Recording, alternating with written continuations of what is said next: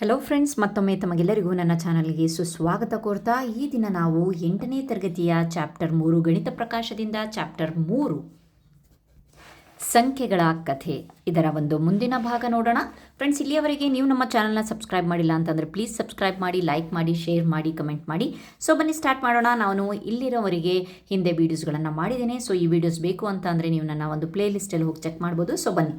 Egyptian ಅಂಕಿಗಳಲ್ಲಿ 2 ಸಂಖ್ಯೆಗಳನ್ನು ಗುಣಿಸೋದು ಹೇಗೆ? ಹಾಗಾದರೆ ನಾವು ಈಜಿಪ್ಟ್ನ ಒಂದು ಸಂಖ್ಯಾ ಪದ್ಧತಿಯಲ್ಲಿದ್ವಿ. ಇಲ್ಲಿ ಗುಣಿಸೋದು ಹೇಗೆ, ಕೂಡಿಸೋದನ್ನು ನೋಡಿದ್ವಿ ನಾವು ಹಿಂದಿನ ವೀಡಿಯೋಸಲ್ಲಿ, ಮತ್ತು ಕಳೆಯೋದನ್ನು ಸಹ ನೋಡಿದ್ವಿ. ಸೊ ಈಗ ನಾವು ಯಾವ ರೀತಿಯಾಗಿ ಗುಣಲಬ್ಧವನ್ನು ನಾವು ಕಂಡುಹಿಡಿಯೋದು ಅಂತ ಹೇಳಿ ನೋಡೋಣ. ಇಲ್ಲಿ ಯಾವುದೇ ಹೆಗ್ಗುರುತು ಸಂಖ್ಯೆ, ಈ ಸಂಖ್ಯೆ ನಮಗೆ ಗೊತ್ತುಂಟು, ಹಿಂದಿನ ಒಂದು ಪೇಜಸ್ಗಳಲ್ಲಿ ಇದೆ. ಇದರ ಅರ್ಥ 10 ಅಂತ ಹೇಳಿಬಿಟ್ಟು ಬೇಕಾದರೆ ಒಂದ್ಸರಿ ತೋರಿಸ್ಬಿಡ್ತೇನೆ ನಾನು ನಿಮಗೆ. ಸೊ ಇಲ್ಲಿ ನೀವು ನೋಡ್ಬೋದು ಪೇಜ್ ನಂಬರ್ 66ರಲ್ಲಿ ಇದರ ಒಂದು ಅರ್ಥ 10, ಇದು 100, ಇದು 1000, ಇದು 10,000, ಈ ರೀತಿಯಾಗಿ ಕಂಟಿನ್ಯೂ ಆಗ್ತಾ ಇದೆ ಅಲ್ವಾ. ಸೊ ಈಗ ಬನ್ನಿ ನೋಡೋಣ. ನೆಕ್ಸ್ಟ್, ಈ ಕೆಳಗಿನ ಗುಣಲಬ್ಧಗಳು ಸಿಗುತ್ತವೆ ಎಂಬುದನ್ನು ಕಂಡುಹಿಡಿಯಿರಿ. ಸೊ ಬನ್ನಿ, ಮೊದಲನೇದಾಗಿ 10 × 10 ಅಂತ ಅಂದರೆ ಇಲ್ಲಿ ನೀವು ನೋಡಬಹುದು ಈ ರೀತಿಯಾಗಿದೆ ಸಿಂಬಲ್. ಸೊ ಇದು 10 × 10 ಅಲ್ವಾ, 10 100.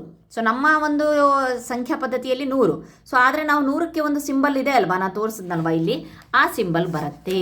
ಓಕೆ ಫೈನ್, ಇಲ್ಲಿದೆ ನೋಡಿ 100ರ ಒಂದು ಸಿಂಬಲ್. Okay fine. ನೆಕ್ಸ್ಟ್ ಎರಡನೇದು ನೋಡೋಣ. ಈ ಸಿಂಬಲ್ ಅಂದರೆ 100 × 10. ಸೊ ನಿಮಗೆ ಅರ್ಥ ಆಗಲಿ ಅಂತ ಹೇಳಿಬಿಟ್ಟು ಮೇಲೆ ಬರೀತಾ ಇರೋದು. ಸೊ ಇದನ್ನು ನೀವು ಬರಿಬೇಕು ಅಂತ ಏನಿಲ್ಲ, ನೀವು ಸಿಂಬಲ್ ಮೂಲಕನೇ ಇಲ್ಲಿ ಗುಣಲಬ್ಧವನ್ನು ಕಂಡುಹಿಡ್ತಾ ಇರೋದು. ಓಕೆ, ಇದರ ಅರ್ಥ ಎಷ್ಟು? ನಾವು ಇದನ್ನು ಗುಣಿಸ್ಬೇಕು ಅಂತ ಏನಿಲ್ಲ, 10ರ ಘಾತದಲ್ಲೂ ಸಹ ಹೇಳ್ಬೋದು, 1 2 3. ಯಾಕೆ ಅಂತ ಅಂದರೆ ಈಜಿಪ್ಟಿಯನ್ ಸಿಸ್ಟಲ್ಲಿ 10ರ ಒಂದು ಘಾತದಲ್ಲಿ ತೋರಿಸಿದ್ದಾರೆ. 10ರ ಘಾತ 3 ಅಂತ ಅಂದರೆ ಇದು ಸಿಂಬಲ್. ಓಕೆ, ಸೊ ನಾವು ಡೈರೆಕ್ಟಾಗಿ ಇದನ್ನು ಸಿಂಬಲನ್ನು ಬರಿಬಹುದು. ಯಾವ ರೀತಿಯಾಗಿ? ಹೀಗೆ ಮಾಡಿ. Okay, direct. ನೆಕ್ಸ್ಟು ಮೂರನೇ ಒಂದು ಕ್ವಶನ್ ಯಾವ ರೀತಿಯಾಗಿದೆ? ಸೊ ಈಗ ಮೂರನೇ ಕ್ವಶನ್ 10ರ ಘಾತ 3 ಅಂತ ಅಂದರೆ 1000ವನ್ನು ಕೊಟ್ಟಿದ್ದಾರೆ. ಓಕೆ, ಅದ್ರ ಜೊತೆಗೆ 10ನ್ನು ಗುಣಿಸ್ಬೇಕಂತೆ. ಸೊ ಚಿಕ್ಕದಾಗಿ ಬರೀತಿದ್ದೀನಿ, 1000 × 10 ಅಂತ ಅಂದರೆ 10ರ ಘಾತ 4. 1 2 3 4, 10ರ ಘಾತ 4. 10ರ ಘಾತ 4ಕ್ಕೂ ಸಹ ಇಲ್ಲಿ ಚಿತ್ರ ಇದೆ. ಯಾವ ರೀತಿಯಾಗಿ ಬಿಡಿಸ್ಬೇಕು? ಈ ರೀತಿಯಾಗಿ ಬಿಡಿಸ್ಬೇಕು. ಓಕೆ ಬನ್ನಿ ಬಿಡಿಸೋಣ. ನೀವು ಕ್ಲೀನಾಗಿ ಕಾಪಿ ಮಾಡಿ, ನಾನು ಹೀಗೆ ಮಾಡ್ತಾ ಇದ್ದೀನಿ. ಓಕೆ, 4ನೇದು ಯಾವ ರೀತಿಯಾಗಿ ಕೊಟ್ಟಿದ್ದಾನೆ ಅಂತ ಅಂದರೆ ಇದೇ ರೀತಿ. ನೆಕ್ಸ್ಟು ಕಂಟಿನ್ಯೂ ಈ ರೀತಿ ಮಾಡಿ. ಅಂದರೆ ಇದು 10ರ ಘಾತ 4 × 10 ಕೊಟ್ಟಿದ್ದಾನೆ. ಓಕೆ, ಹಾಗಾದರೆ 10ರ ಘಾತ 5 ಆಯ್ತಲ್ವಾ. ಸೊ 10ರ ಘಾತ 5ಕ್ಕೂ ಸಹ ಒಂದು ಚಿತ್ರ ಇದೆ, ನೀವು ನೋಡಬಹುದು. 10ರ ಘಾತ 5ಕ್ಕೂ ಸಹ ಈ ರೀತಿಯಾಗಿ ಚಿತ್ರ ಇದೆ. ಸೊ ನನಗಿದು ಬಿಡ್ಸಕ್ಕೆ ಬರುತ್ತೋ ಇಲ್ಲೋ ಗೊತ್ತಿಲ್ಲ. ಈ ರೀತಿ ನೀವು ಕ್ಲೀನಾಗಿ ನೋಡಿಕೊಂಡು ಬಿಡಿಸಿ. Okay fine. ನೆಕ್ಸ್ಟ್ 10ರ ಘಾತ 5. Okay fine. ನೆಕ್ಸ್ಟ್ ಇಲ್ಲಿವರೆಗೆ ಆಯಿತು. ನಾವು ಪ್ರತಿಯೊಂದು ಹೆಗ್ಗುರುತು ಸಂಖ್ಯೆಯು 10ರ ಘಾತವಾಗಿದೆ, ಹೌದಲ್ವಾ. ಇದನ್ನೆಲ್ಲ ನಾವು ಕಂಡುಹಿಡಿದಿರೋದು 10ರ ಘಾತಗಳಲ್ಲೇ ಹುಡುಕಿರೋದು. ಇದು ಸಹ 10ರ ಘಾತ 2 ಇದು ಅಲ್ವಾ. 100 ಅಂತ ಅಂದರೆ 10ರ ಘಾತ 2. ಸೊ ಮತ್ತು 10ರಿಂದ ಅದನ್ನು ಗುಣಿಸಿದಾಗ ಘಾತವು 1 ಹೆಚ್ಚಾಗತ್ತೆ, ಹೌದಲ್ವಾ. ಇದು ಮುಂದಿನ ಹೆಗ್ಗುರುತು ನೋಡಿ. ಆಗಿನ ಕಾಲದಲ್ಲೇ ಘಾತದ ಒಂದು ಪರಿಕಲ್ಪನೆ ಇತ್ತು, ಈಜಿಪ್ಟಿಯನ್ ಕಾಲದಲ್ಲೇ. Okay fine. ನೆಕ್ಸ್ಟ್ ನೋಡೋಣ. ಸೊ ಹಾಗಾದರೆ ಎರಡನೇ ಕ್ವಶನ್ ಏನಿದೆ? ಯಾವುದೇ ಹೆಗ್ಗುರುತು ಸಂಖ್ಯೆಯನ್ನು ಅಂತಂದರೆ ಇದನ್ನು ಅಂದರೆ 100ರಿಂದ ಗುಣಿಸಿದಾಗ ಏನು ಸಿಗುತ್ತದೆ. ಫಸ್ಟು ನಾವೇನು ಮಾಡಿದ್ವಿ? 10ರಿಂದ ಗುಣಿಸಿ ನೋಡಿದ್ವಿ.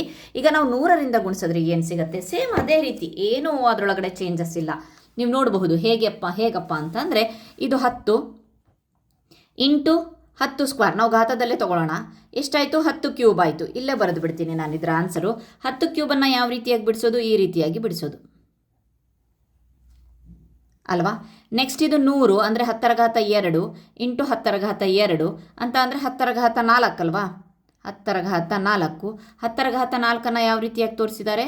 ಈ ರೀತಿಯಾಗಿ ತೋರಿಸಿದ್ದಾರೆ ಅಲ್ವಾ. ನೆಕ್ಸ್ಟ್ ಇದೆಷ್ಟು? 10ರ ಘಾತ 3. ಸೊ ಇದು 10ರ ಘಾತ 2 ಅಂದರೆ 10ರ ಘಾತ 5. 10ರ ಘಾತ 5ನ್ನು ಯಾವ ರೀತಿಯಾಗಿ ತೋರಿಸಿದ್ದಾರೆ? ಓಕೆ, ನೆಕ್ಸ್ಟು ಇದೆಷ್ಟು? 10ರ ಘಾತ 4 × 10ರ ಘಾತ 2 ಅಲ್ವಾ. 10ರ ಘಾತ 6. 10ರ ಘಾತ 6ನ್ನು ಸಹ ಈ ರೀತಿಯಾಗಿ ತೋರಿಸಿದ್ದಾರೆ. ಒಂಥರ ಗೊಂಬೆ ಟೈಪಲ್ಲಿ ಬಂದುಬಿಟ್ಟು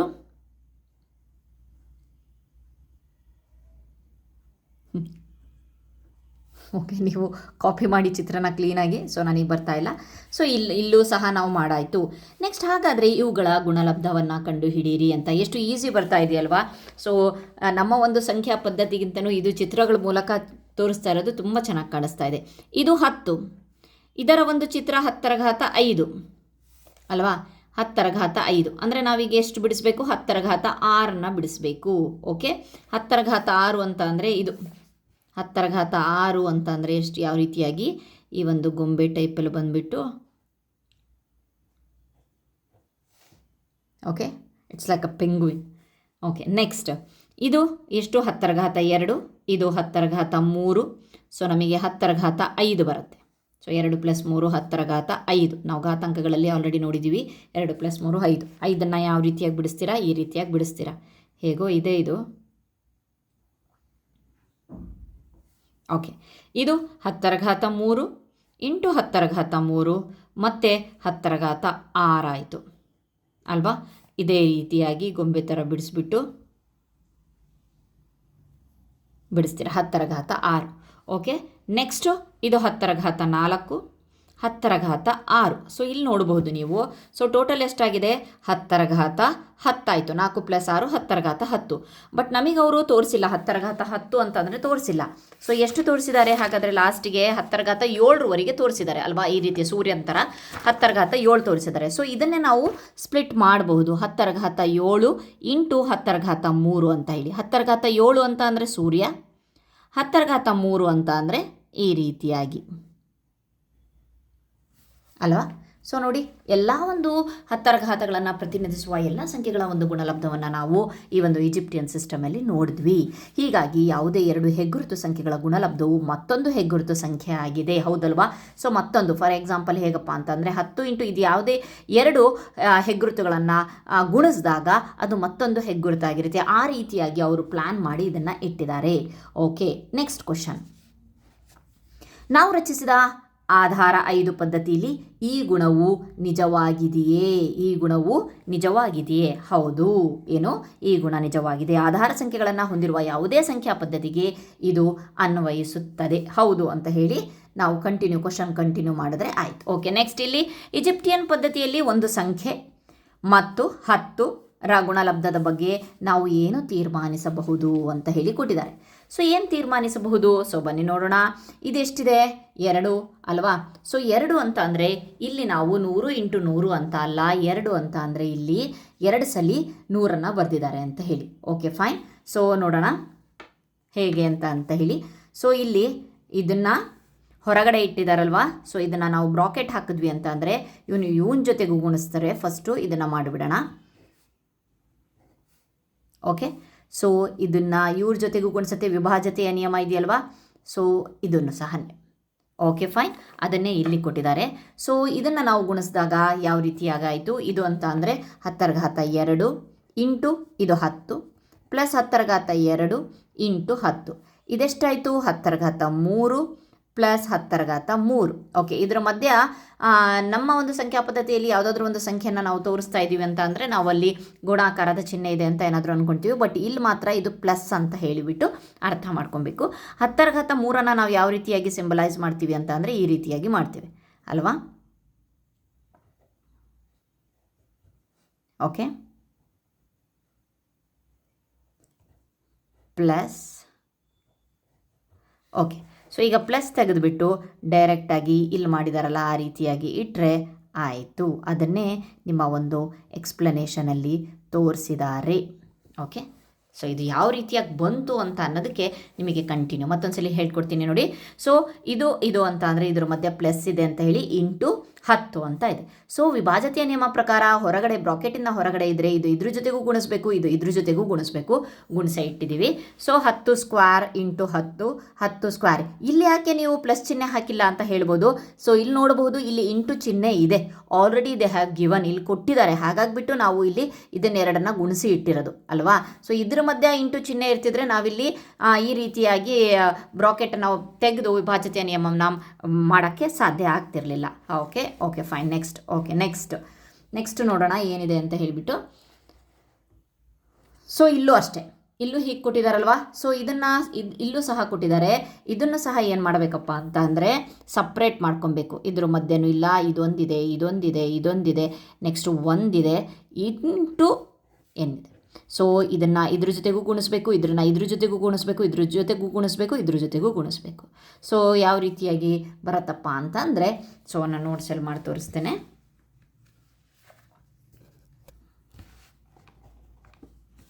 ಓಕೆ, ಸೊ ಅಲ್ಲಿ ಬರ್ಕೊಂಡಿದ್ವಲ್ವ ಅದನ್ನೇ ಬರೀತಾ ಇದ್ದೀನಿ ನಾನು. 10 10 1 ಇಂಟು 10. ಓಕೆ, ಈಗ ನಾವು ಇಡೋದು ಈ ರೀತಿಯಾಗಿ ಇಡಬೇಕಾಗತ್ತೆ. ಪ್ಲಸ್ ಮತ್ತಿದ್ರ ಜೊತೆಗೆ ಎನ್ ಅಲ್ಲ, ಇದು 10 10 ಪ್ಲಸ್ 1 10. ಓಕೆ, ಈಗ ಇಲ್ಲೇನು ಮಾಡ್ತಾಯಿದ್ದೀವಿ, ಗುಣಾಕಾರ ಮಾಡ್ತಾಯಿದ್ದೀವಿ. ಇದು 100 ಅಂದರೆ 10^2 into 10 plus 10 into 10 plus 10 into 10 plus ಇದ್ರ ಬೆಲೆ ಎಷ್ಟು 1 ಅಲ್ವಾ, 1 ಇಂಟು 10. ಸೊ 10 ಕ್ಯೂಬ್, ಇದು 100, ಇದು 100, ಇದು 10. ಸೊ ಇದಕ್ಕೆ ನಮಗೆ ಗೊತ್ತುಂಟು 10 ಕ್ಯೂಬ್ಗೆ ಈಗ ಜಸ್ಟ್ ಮಾಡಿದ್ವಿ, ಇದು ಬರುತ್ತೆ ಚಿಹ್ನೆ ಅಲ್ವಾ.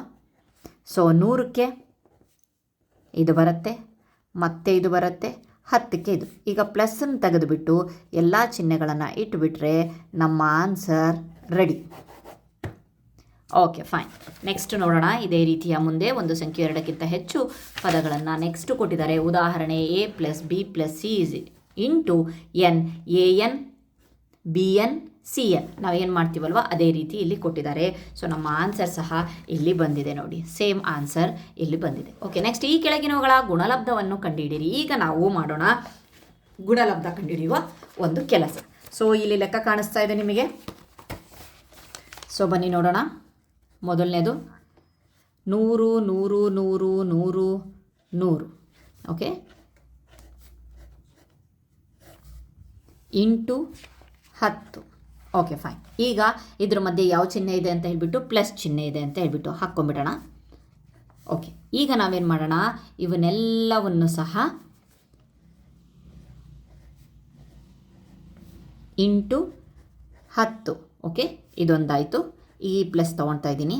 10 10 ಇಂಟು 10 ಪ್ಲಸ್ 1 1 ಇಂಟು 10. ಓಕೆ, ಈಗ ನೋಡೋಣ.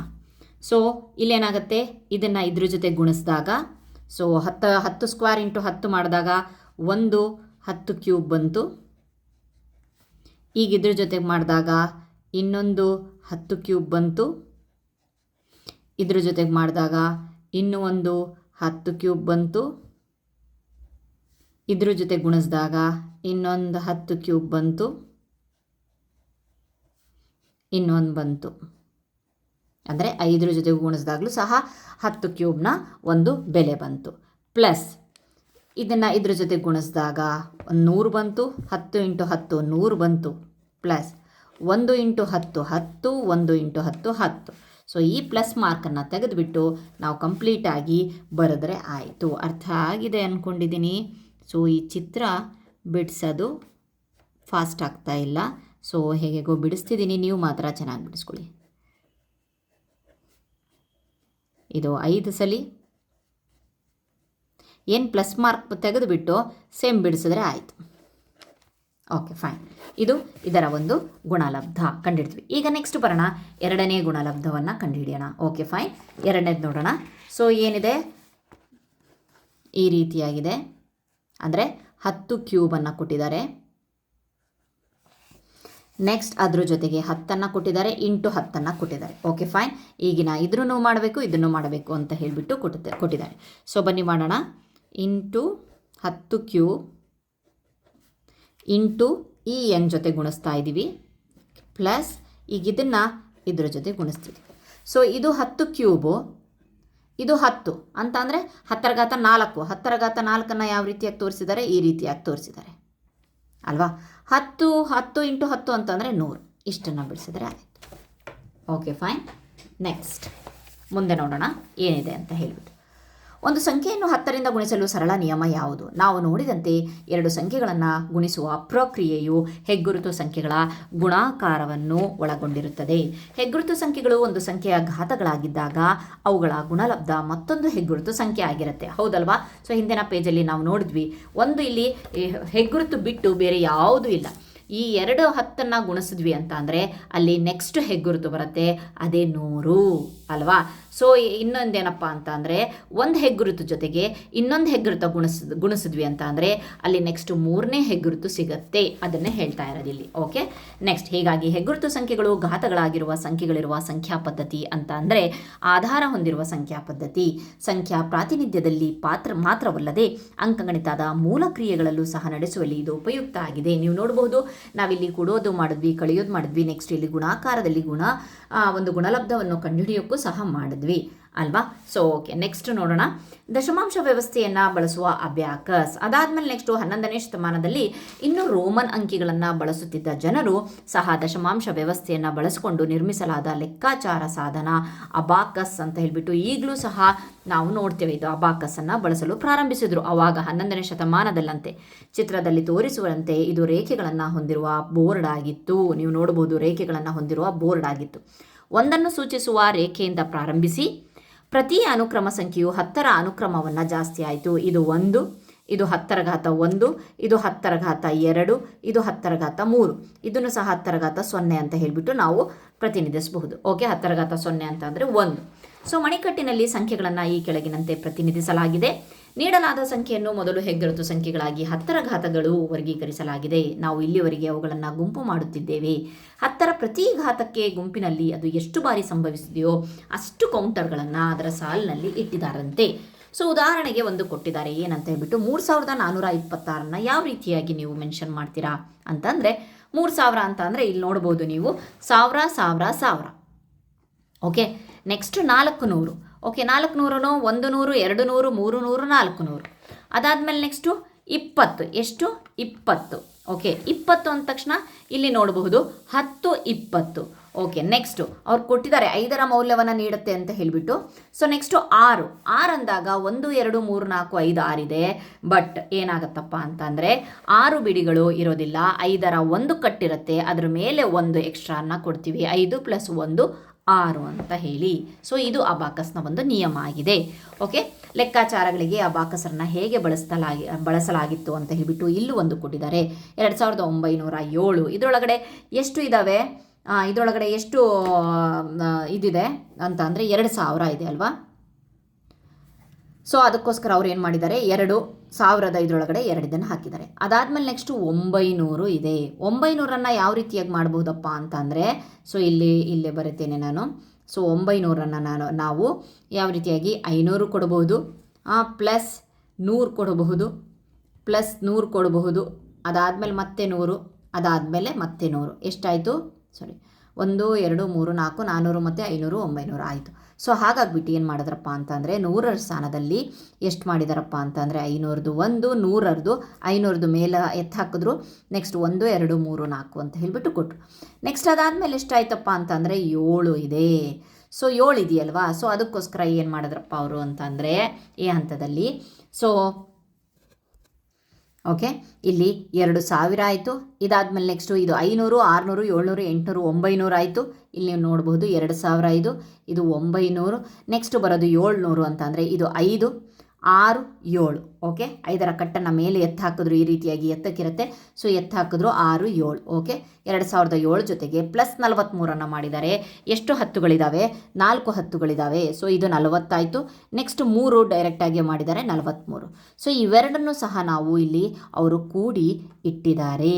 ಓಕೆ, ಸೊ ಕೂಡಿದಾಗ ಎಷ್ಟಾಯ್ತಪ್ಪ ಅಂತ ಅಂದರೆ ನೀವು ನೋಡಬಹುದು 2000ಕ್ಕೆ 2000ನೇ ಇದೆ. ಸೊ 500ಕ್ಕೆ 500 ಇದೆ. ಸೊ 400ಕ್ಕೆ 400 ಇದೆ, ಅಂದರೆ 900 ಆಯಿತು. ಓಕೆ, ನೆಕ್ಸ್ಟ್ 43ರಲ್ಲಿ ನೋಡಬಹುದು. ಓಕೆ, ಇಲ್ಲಿ ನೋಡಬಹುದು, ಇಲ್ಲಿ 40 ಇದೆ, ಇಲ್ಲಿ 7 ಮತ್ತು ಇಲ್ಲಿ 3 7 3 10 ಆಯಿತು. ಮತ್ತು ಹಾಗಾಗಿಬಿಟ್ಟು ಏನು ಮಾಡಿದ್ರಪ್ಪ ಅಂತಂದರೆ ಇನ್ನೊಂದು ಡಾಟನ್ನು ಹಾಕಕ್ಕೆ ಬರಲ್ಲ, 5 ಅಂತ ಇದ್ದರೆ 5ರ ಒಂದು ಗುಂಪು ಆಗಬೇಕಲ್ವ, ಸೊ 50 ಅಂತ ಹೇಳಿಬಿಟ್ಟು ಮೇಲೆ ಇಟ್ಟರು. ಸೊ 40 ಮತ್ತು 43 ಮತ್ತು 7 ಎಷ್ಟಾಯಿತು 50. ಇಷ್ಟೇ ಅರ್ಥ ಮಾಡ್ಕೊಳ್ಳಿ. ಈ 2 ಕಾಲಮ್ 43 ಪ್ಲಸ್ 7 ಕೂಡಿಸಿದಾಗ ಅದೆಷ್ಟಾಯಿತು 50 ಆಯಿತು. ಹಾಗಾಗಿಬಿಟ್ಟು ಈ ಒಂದು 50ರದ್ದು ಒಂದು ಕಟ್ಟನ್ನು ಮೇಲೆ ಹೀಗೆ ಸರಿಸ್ಬಿಟ್ಟು ಇಟ್ಟಿದ್ದಾರೆ. ಸೊ ಟೋಟಲ್ ಉತ್ತರ ಎಷ್ಟಾಯ್ತಪ್ಪ ಅಂತಂದರೆ 2950. ಇದು ಆನ್ಸರ್. ಓಕೆ, ಮೊತ್ತವನ್ನು ಕಂಡುಹಿಡಿಯಲು ನೀವು ಇದನ್ನು ಬಳಸ್ತೀರಾ ಅಂತ ಹೇಳಿಬಿಟ್ಟು ಕೊಟ್ಟು, ಸೊ ಇಲ್ಲಿ 7 ಬಿಡಿಗಳು ಅಂತಂದರೆ 3 ಬಿಡಿಗಳು ಒಟ್ಟಾಗಿ 10 ಬಿಡಿಗಳನ್ನು ಮಾಡುತ್ತದೆ ಇದು. ಸೊ ನಾನು ಏನು ಎಕ್ಸ್ಪ್ಲೇನ್ ಮಾಡಿದ್ನಲ್ವ ಅದಿದೆ. ಓಕೆ ಫೈನ್, ಇಲ್ಲಿಯವರೆಗೆ ನಾವು ಈ ಒಂದು ವಿಡಿಯೋನ ಸ್ಟಾಪ್ ಮಾಡೋಣ. ನೆಕ್ಸ್ಟ್ ಒಂದು ವಿಡಿಯೋದಲ್ಲಿ ನಾವು ಈಜಿಪ್ಟಿಯನ್ ಪದ್ಧತಿಯ ನ್ಯೂನತೆಗಳನ್ನು ಕಂಟಿನ್ಯೂ ಪಾಠನ ನೋಡೋಣ. Thank you friends.